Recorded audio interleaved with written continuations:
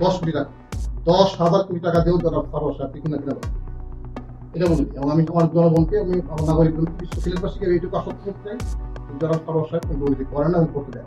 প্রশ্ন করবে যে মান রাব্বুকা মান দীনুকা ওয়ান নাবিয়্যুকা ওয়ান হাদার রাজুল, যে তোমার রবকে। শত বছরের পুরনো মাজার বাইরে থেকে দেখলে মনে হয় কেবলই এক পবিত্র আধ্যাত্মিক কেন্দ্র। প্রতিদিন হাজার হাজার ভক্তের চোখের জল, আকুতি আর অবিরাম আনাগোনা। কিন্তু এই পবিত্রতার আড়ালেই কি লুকিয়ে আছে এক বিশাল অদৃশ্য অর্থনৈতিক বলয়, যেখানে প্রতিদিন নীরবে লেনদেন হচ্ছে কোটি কোটি টাকা, জমি, সম্পত্তি আর আয়ের নানা জটিল উৎস। হ্যাঁ, ঠিকই শুনছেন, মাজারের দানবাক্সে জমা হওয়া বিপুল অর্থের হিসাব যখনই জনসম্মুখে আসতে শুরু করেছে, তখনই যেন কেঁচো খুঁড়তে সাপ বেরিয়ে আসছে। আর এই অদৃশ্য কোটি কোটি টাকার অর্থনৈতিক বাস্তবতাকে যিনি এক ঝটকায় সবার সামনে নিয়ে এসেছেন, তিনি আর কেউ নন, সিলেটের সদ্যবিদায়ী জেলা প্রশাসক ডিসি সারওয়ার আলম। 10 কোটি হোক 5 কোটি হোক, দয়া করে এইটাতে আপনাকে বিভ্রান্ত হবেন না এবং আপনাকে হতাশাগ্রস্ত হবেন না, এবং এই ধরনের ফেক নিউজ যারা ছড়ায় তাদের বিরুদ্ধে অবস্থান নেওয়া উচিত। হযরত শাহজালাল রহমতুল্লাহর মাজারে ডেক ও দানবাক্স সিলগালা করার সেই ঐতিহাসিক ও সাহসী পদক্ষেপের পরই হঠাৎ করে বদলি করে দেওয়া হয় এই জনপ্রিয় ডিসিকে।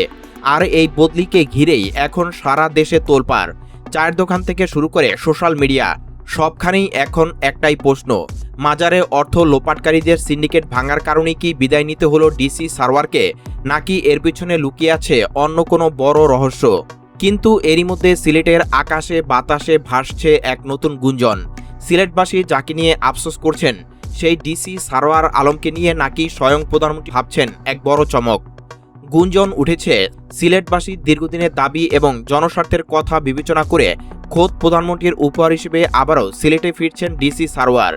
আসলে কি সত্যি হতে চলেছে এই গুঞ্জন? কেন মাজারে টাকা চুরির সিন্ডিকেট ডিসি সারওয়ারের নাম শুনলেই কাঁপছে? কি ঘটেছিল শাহজালালের মাজারে, আর কেনই বা প্রবাসী কল্যাণ মন্ত্রী এই বদলিকে কেবলই কাকতালীয় বলছেন? বাংলা ভাইরাল 24-এর আজকের বিশেষ অনুসন্ধানী প্রতিবেদনে আজ আমরা উন্মোচন করব মাজার অর্থনীতির সেই অন্ধকার অধ্যায় এবং ডিসি সারওয়ারের ফেরার নেপথ্যের আসল সত্য। না টেনে পুরো ভিডিওটি শেষ পর্যন্ত দেখুন, কারণ আজকের তথ্য আপনার চোখ খুলে দিবে। কোনটা বলতে পারি সেটা হলো যে এইখানে কোনো লেনদেনে কোনো প্রশ্নই আসে না এবং এই ধরনের কোনো কথাবার্তা কোনো প্রশ্নই আসে না। বন্ধুরা, আমরা বছরের পর বছর ধরে মাজারগুলোতে যাই, মানত করি, দান বাক্সে টাকা ঢালি, কিন্তু আমরা কি কখনো ভেবে দেখেছি এই টাকার পরিমাণ আসলে কত এবং এই টাকা যায় কোথায়? দীর্ঘদিন ধরে এই বিপুল অর্থের ব্যবস্থাপনা, হিসাবরক্ষণ ও ব্যয়ের স্বচ্ছতা নিয়ে জনমনে রয়েছে নানা প্রশ্ন।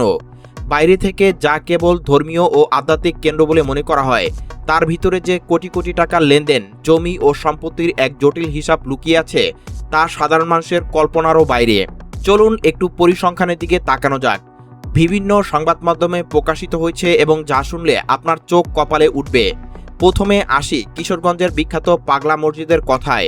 এই মসজিদের দানবাক্স যখন প্রতি 3 থেকে 4 মাস পর পর খোলা হয়, তখন সেখানে কি পাওয়া যায় জানেন? শুনলে চমকে উঠবেন। প্রতি 3-4 মাস পর পর সেখান থেকে প্রায় 7 থেকে 12 কোটি টাকা বা তারও বেশি অর্থ উদ্ধার করা হয়। এর মানে যদি আমরা প্রতি সপ্তাহ হিসেবে আসি, তবে সেখানে প্রতি সপ্তাহে গড়ে প্রায় 40 থেকে 70 লক্ষ টাকার সমপরিমাণ দান জমা হচ্ছে। এবার আসা যাক রাজধানী ঢাকার বুকে অবস্থিত গোলাপশাহ মাজারের কথায়।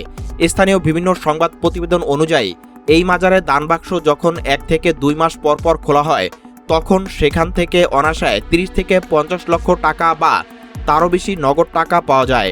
আর আমাদের সিলেটের পুণ্যভূমি হযরত শাহজালাল রহমতুল্লাহের মাজারের কথা তো সবারই জানা।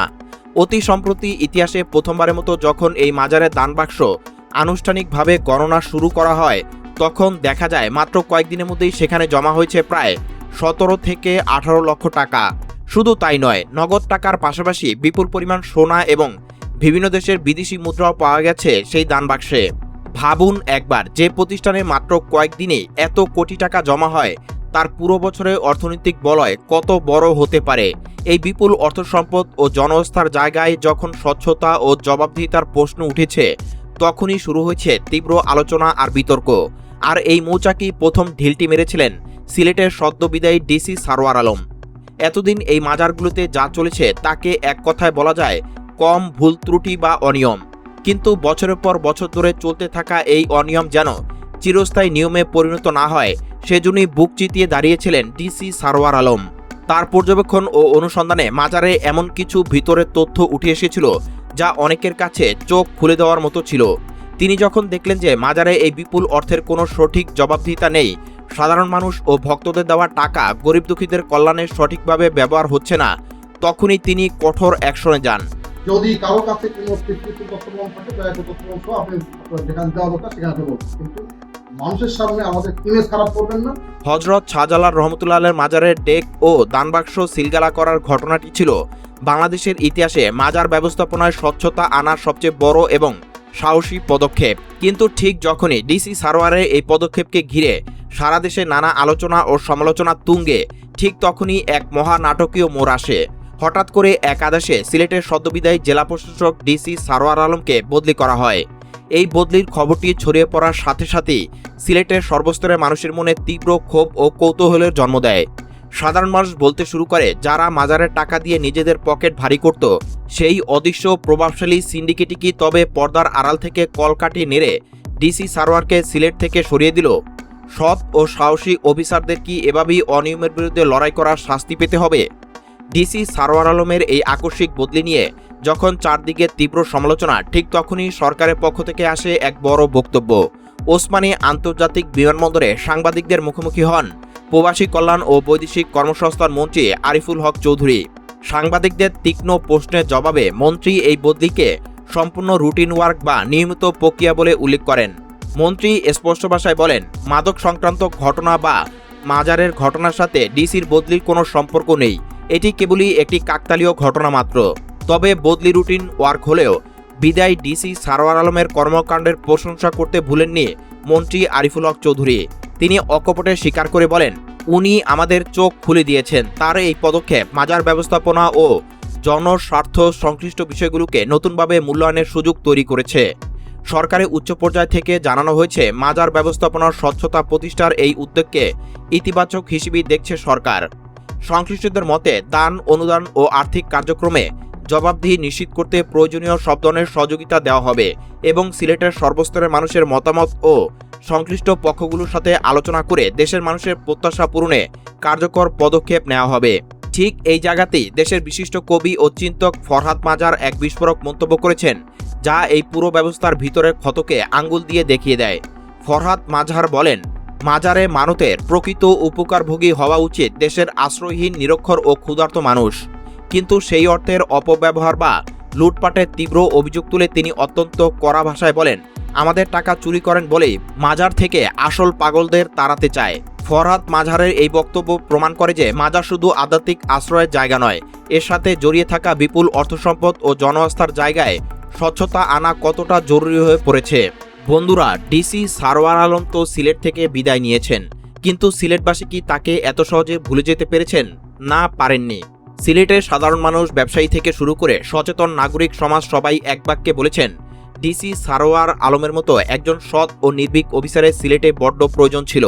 মাজারের টাকার যে স্বচ্ছতা তিনি শুরু করেছিলেন, তা যদি মাঝপথেই থেমে যায়, তবে সিন্ডিকেট আবার শক্তিশালী হয়ে উঠবে। আর ঠিক এই গণদাবি এবং সিলেটবাসীর আবেগের কথাই নাকি পৌঁছে গেছে স্বয়ং প্রধানমন্ত্রীর কান পর্যন্ত।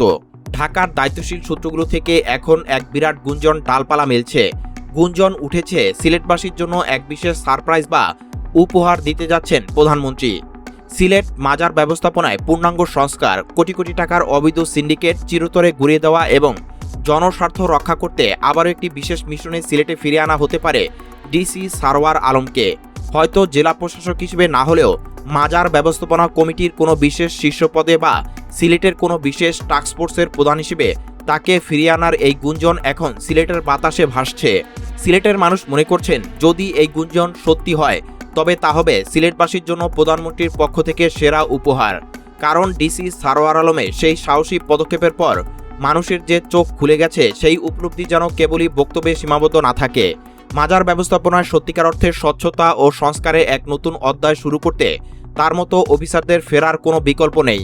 প্রিয় দর্শক, ডিসি সারোয়ার আলমের পদক্ষেপ কি আসলে মাজারের ভিতরে অন্ধকার সিন্ডিকেটকে কাঁপিয়ে দিয়েছে? আপনি কি মনে করেন মাজারের দান বাক্সের কোটি কোটি টাকা এতিম, অনাহারী আর গরিব মানুষের পিছনে খরচ হওয়া উচিত, আর সবচেয়ে বড় প্রশ্ন, সিলেটবাসী দীর্ঘদিনের দাবি মেনে ডিসি সারোয়ার আলম কি আবারও সিলেটে ফিরে আনা উচিত? প্রধানমন্ত্রীর কাছে আপনার দাবি কি? আপনার মূল্যবান মতামত অবশ্যই নিচে কমেন্ট বক্সে লিখে জানান। ভিডিওটি ভালো লাগলে এবং এই সাহসী উদ্যোগের পক্ষে থাকলে একটি লাইক দিন এবং সিলেটের প্রতিটি মানুষের কাছে পৌঁছে দিতে ভিডিওটি এখনই প্রচুর পরিমাণে শেয়ার করুন। আর দেশ বিদেশের এমন সব ভাইরাল ও ভিতরের সত্য খবর সবার আগে পেতে আমাদের বাংলা ভাইরাল 24 চ্যানেলটি সাবস্ক্রাইব করে বেল আইকনটি ক্লিক করে রাখুন। আজকের মতো আমি বিদায় নিচ্ছি। দেখা হচ্ছে পরবর্তী কোনো এক্সক্লুসিভ প্রতিবেদনে। ততক্ষণ পর্যন্ত ভালো থাকুন, সুস্থ থাকুন। আল্লাহ হাফেজ।